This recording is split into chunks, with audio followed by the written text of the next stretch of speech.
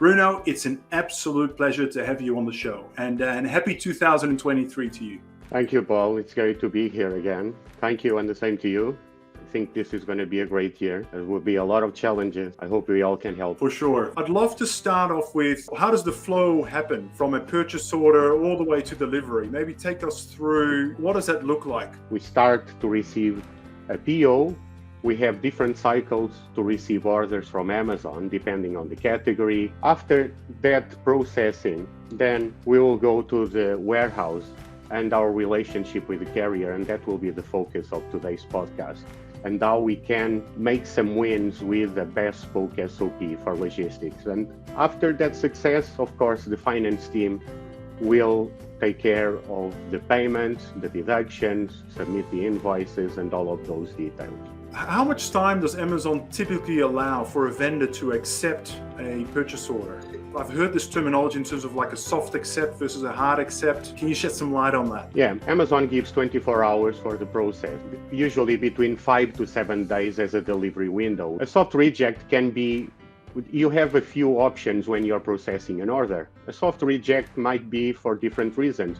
You added a new item to your catalog, and when you were adding it, you didn't tell Amazon when it will be available. I see this happen a lot. You need to tell Amazon, okay, I'm adding this to my catalog, but it will only be available from next month. If you're not careful doing that, you might start receiving orders for an item that you still don't have in stock. Of course, that will cause is affecting your performance rate. A hard rejection might be permanently unavailable, out of stock. There are a few different reasons in the drop-down menu individually per PO that you can select. What you need to keep in mind is that a quick acceptance or processing of a PO will play in your favor. Amazon will always select vendors that are quick to process POs and to make the delivery. Let's move on to the meaty part of this session, which is really about the SOPs inside the warehouse and the carrier. How you think about designing bespoke SOP for the warehouse. There are a few points as per the Amazon requirements that we need to work around. One of those points is exactly the PO cycle. As I mentioned, if you receive it on a Monday, does your carrier can deliver it on Friday? What country am I delivering? I'm dispatching from the UK to Spain. Am I allowed to do it? Can my carrier help me with that? So we need to be careful in this planning when we consider our carrier partner. If you cannot meet the delivery window, Amazon will charge you back an on-time compliance chargeback. The second point, the pick and pack and the Amazon requirements. It's very important to explain them why are we doing these changes? Why do I need now to get a number in the box? Why does this box needs to be number 1 and this box needs to be number 2?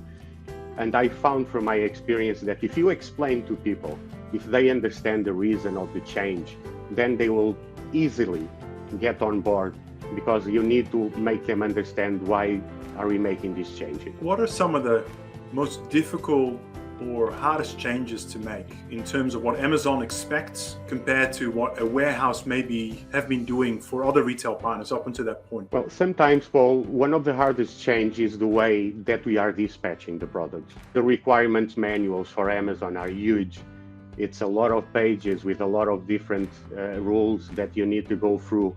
And with these strong bespoke SOPs, everything can be minimized. So there can be a huge impact in this pick and pack process. What are the difficult things, or what are the changes that Amazon is looking for when it comes to labeling? In your experience, what typically goes wrong? Well, the labeling part is part of the ASN submission, Paul. Where I see this fail, Paul, or with room for improvement, is the way that we submit the ASN. So this ASN contains all the details. How many boxes, how many pallets, what's inside each box. And I've seen the warehouse team, if they don't have these SOPs, this guidance line to help them, and the proper training to go to the web interface to request the labels and submit the ASN, that's where some errors can come, and the impact will be negative too, because it will cause chargebacks, delays. So the resolution for this is training and SOPs. On the topic of preferred carriers, Bruno,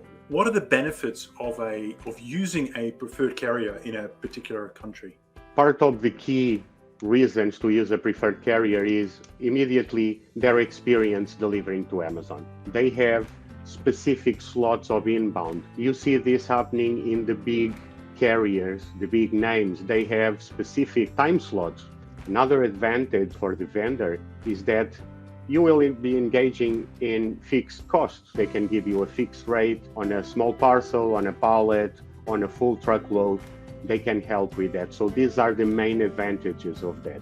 When it comes to delivering goods into Amazon's warehouse, who's responsible for making the booking, getting the booking slot at the warehouse? Is it the carrier or the vendor? It's the carrier, Paul. So the carrier, as soon as the warehouse team processes the dispatch, pick and pack, labeling, it's ready to collection. It communicates usually, and these days a lot of companies, and very correctly, are using EDI for the transmission. They will give them the ASN, and the carrier will have access, being a preferred carrier, will have access to CARP. So CARP is the web interface that Amazon gives them to book the delivery slot. With that ASN number, they will go to that system.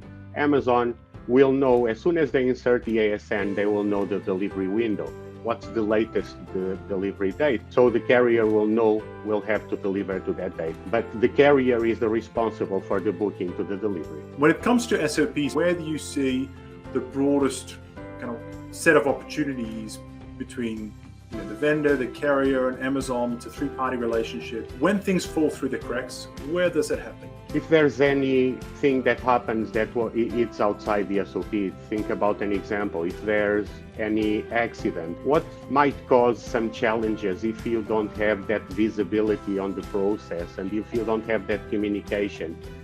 Something Amazon has, as an example, specific chargeback. A no-show chargeback means that you accepted the PO, processed it, your warehouse team prepared everything, the carrier collected, arranged the booking through CARP, but then it didn't show. That's a fixed amount chargeback. I call it sometimes as a ghost chargeback because people are not very aware of it. This is one of the examples that something might go wrong even with strong bespoke SOPs. What's important here is that visibility and traceability, communication.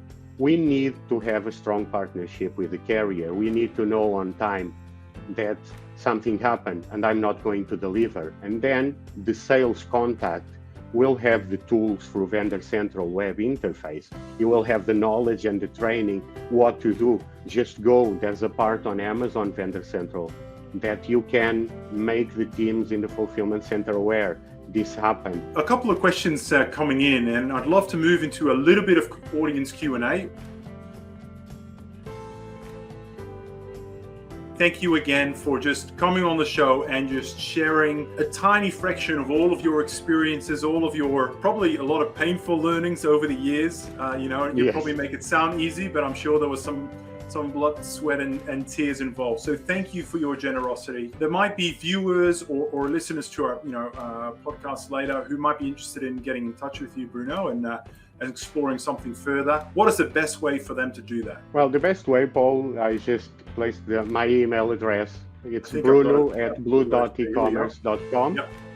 Just get in touch.